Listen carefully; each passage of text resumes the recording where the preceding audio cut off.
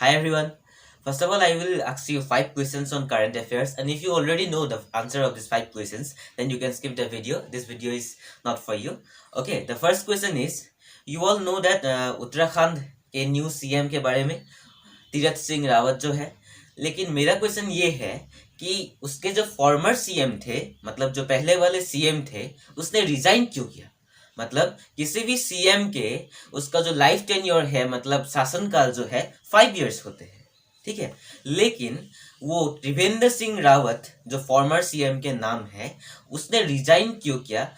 क्या फैक्टर्स थे, क्या रीजंस थे, क्या मेजर रीजंस थे कि उसने रिजाइन करने के लिए मजबूर हो गए? ठीक है। My second question is international news के बारे में है कि इंडिया एंड उज्बेकिस्तान एक वार एक्सरसाइज में लगे हुए हैं, ठीक है। वो उत्तराखंड में ही हो रहा है, लेकिन उत्तराखंड के किस डिस्ट्रिक्ट में और किस सिटी में ये हो रहा है, मेरा क्वेश्चन ये है, ठीक है। तो नेक्स्ट क्वेश्चन है कि ये जो वार एक्सरसाइज हो रहा है, ये वार एक्सरसाइज मतलब कितना एडिशन है ये?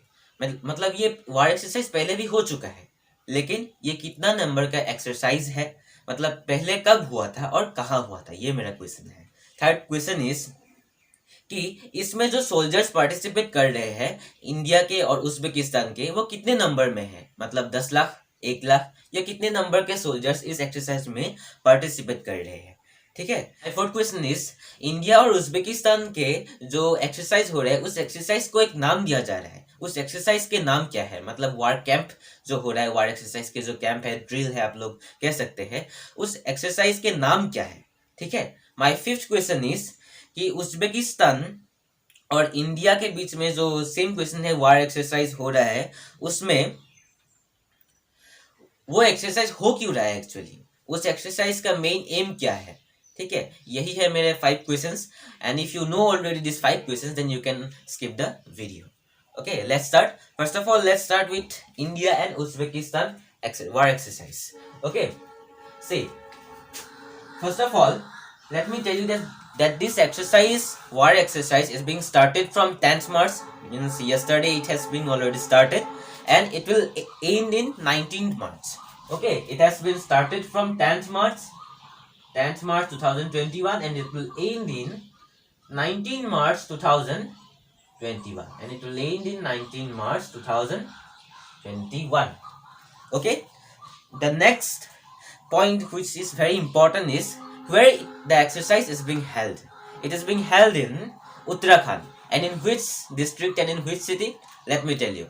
It is being held in Almora district and in Chaubatia district. Okay, let me write the name.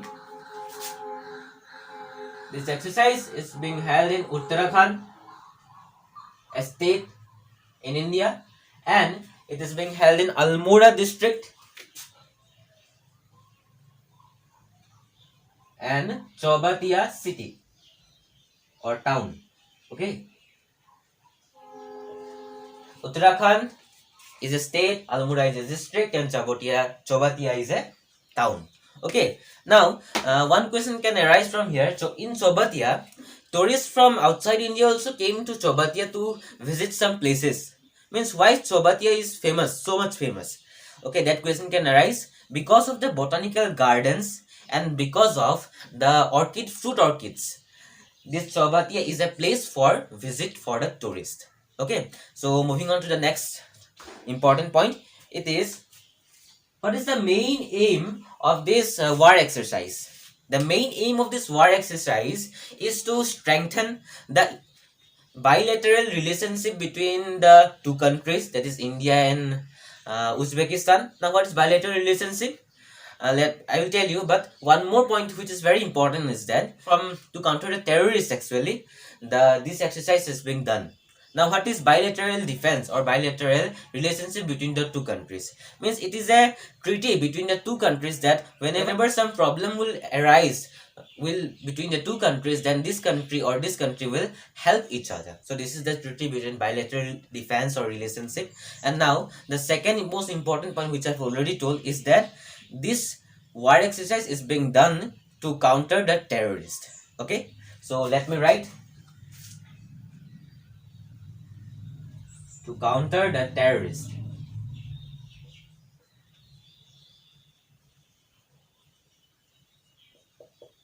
Okay, now the fourth point is that how many soldiers are participating from both the sides. From both the sides, not lakhs or not thousands, just 45 soldiers from both sides, from India 45 and from Uzbekistan 45 soldiers are being participated in this war exercise. Okay, so these are small questions which may come in your exam.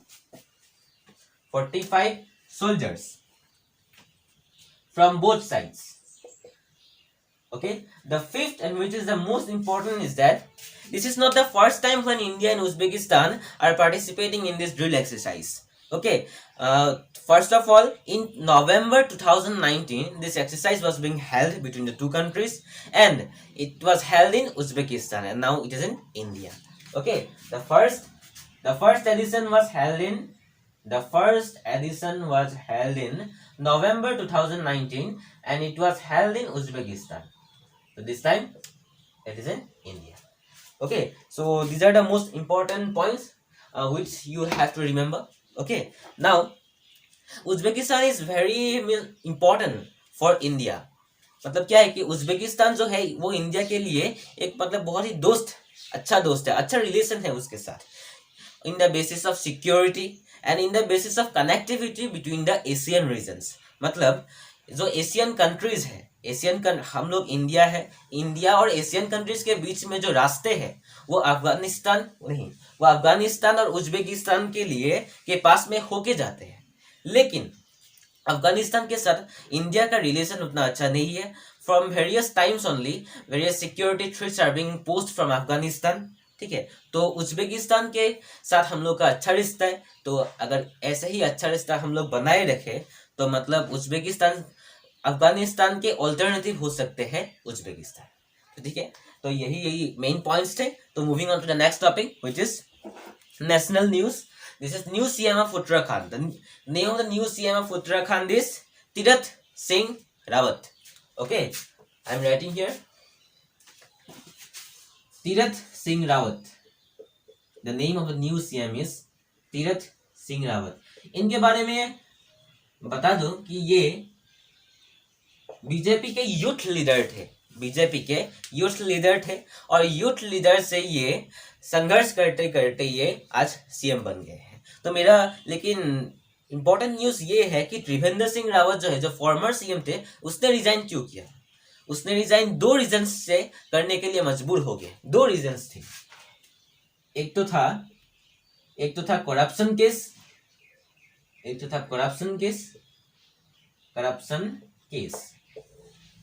ठीक है, उमेश शर्मा नाम के एक journalist ने इनके ऊपर, एक CM के ऊपर क्या किए, एक केस ठोक दिए. मतलब उमेश शर्मा ने किया क्या कि त्रिवेंद्र सिंह रावत के ऊपर फाइनेंशियल इरेगुलरिटीज के ऊपर एक मतलब एलिगेशन जो होता है, ठीक है, एलिगेशन लगा दिया कि त्रिवेंद्र सिंह रावत जो फॉर्मर सीएम थे हम लोगों के उत्तराखंड के, तो उनके ऊपर फाइनेंशियल इरेगुलरिटीज का केस एलिगेशन लगा दिया. तो कोर्ट ने सीबीआई इंक्वायरी करने के लिए दे दिया और उसमें निकल के आया कि त्रिवेंद्र सिंह रावत जो फॉर्मर सीएम थे, उसने मतलब बहुत से लोगों से मतलब किसी भी पोस्ट देने के लिए, जैसे कि गांव सेवा आयोग, इसमें एक पोस्ट देने के लिए जब वो चेयरमैन थे 2016 में त्रिवेंद्र सिंह रावत, तो उसने बहुत ही पैसे मतलब रिलेटिव्स के अकाउंट में डलवा देते थे. मतलब आसान भाषा में अगर कहे तो वो घुस खाते थे. ठीक है, तो एक तो है करप्शन केस जो उमेश शर्मा ने किए थे, और ये तो बहुत ही मतलब उमेश शर्मा ने सिर्फ फाइनेंशियल इरेगुलरिटीज के बारे में बताया था, लेकिन जब सीबीआई इंक्वायरी हुआ तो बहुत सी मतलब इंफॉर्मेशन सामने खुलकर आए हैं. ठीक है, ये तो करप्शन केस है. नेक्स्ट जो है वो बहुत ही इंपॉर्टेंट है और वो है मैनेजमेंट बिल. ठीक है, इस बिल में है क्या, जब ये बिल लाया गया था तो बहुत ही हंगामा हुआ था उत्तराखंड में. मतलब क्या है, इस बिल में 51 श्राइन्स मतलब 51 हॉली टेम्पल्स को स्टेट के अंदर ले लिए गए थे. मतलब जो केदारनाथ, मतलब बहुत फेमस टेम्पल्स है ना उत्तराखंड में, जैसे कि केदारनाथ, बद्रीनाथ है ना. ये केदारनाथ और बद्रीनाथ ये 1-2 वर्ष से नहीं बनाया गया है, ये तो साल भर से मतलब वर्षों से चले आ रहे हैं.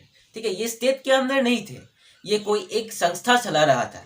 ठीक है, अब ये क्या कर रहा है कि इस मैनेजमेंट बिल में ये जो सारा है केदारनाथ, बद्रीनाथ, ये सारे स्टेट के अंदर चले जाएंगे। तो इससे क्या होगा, जो भी टूरिस्ट वहां आएंगे, केदारनाथ में तो लाखों लोग टूरिस्ट आते हैं ना, जो भी टूरिस्ट आएंगे वो सीधे जो पैसे मिलेंगे वो सीधे कहाँ चले जाएंगे, स्टेट के अंदर चले जाएंगे। तो इससे बहुत से लोगों के हॉली टेम्पल्स के जो ओनर्स थे, मतलब ओनर्स नहीं थे, जो चला रहे थे, उन लोगों को गुस्सा आ गया था। तो ठीक है, जब त्रिवेंद्र सिंह रावत ने रिजाइन किया, कल रिजाइन किया, परसों रिजाइन किया, तो कल वो क्या हुआ, तीरथ सिंह रावत का 4 PM में उसका सेरेमनी हो गया, उस सेरेमनी।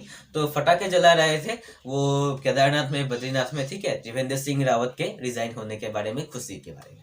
ठीक है, तो यही थे कुछ इंपॉर्टेंट पॉइंट्स।